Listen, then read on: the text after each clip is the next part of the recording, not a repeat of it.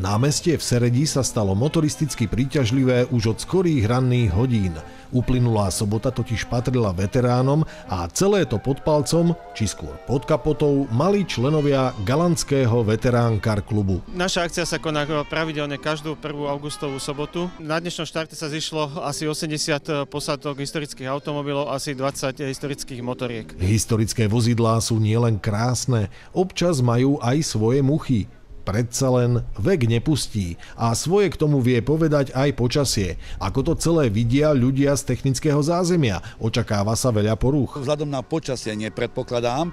Zvyčajne, keď sú tie vysoké teploty, tak autá, ktoré musia ísť rýchlejšie ako tých 50-60, tak majú problémy. Hej? A zase naopak, niektoré vozidlá, keď idú pomaly, sa im to prehrieva. Sú to skrátka veteránske autá, sú to naši miláčici, hej, na naše druhé ja.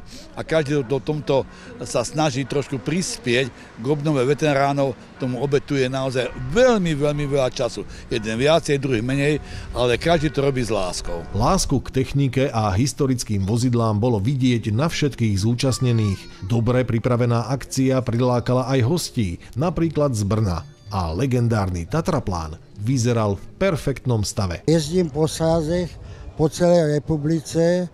Jo, už mám najetých 6000 km letos. To je rok 50, štítek jako výroba, kopřivnice, Tatra obsah 1950 a spotřeba je kolem 10 litrů. Jedna vec je však zaparkovať a obdivovať, druhá byť regulérnym účastníkom cestnej premávky. Čo na to polícia? Policajti na problémy na ceste nerobia, sú zlatí, ale samozrejme pre pokoj toho vodiča, majiteľa, to jeho technika musí byť v absolútne dobrom technickom stave, lebo niektoré tí vozidlá majú aj 80-90 rokov, takže musia byť absolútne bezchybné. Podujatie je známe ako Galantský ovál, ale štartuje sa v Seredi a nie po prvý raz. Galantský ovál už tradične štartuje v Seredi, myslím, 4. rok.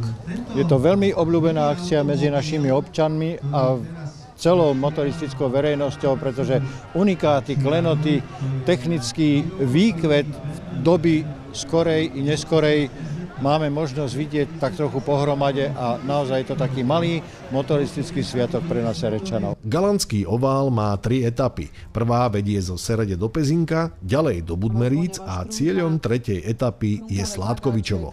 Veteráni tak spestrili víkend podstatnej časti Trnavského kraja.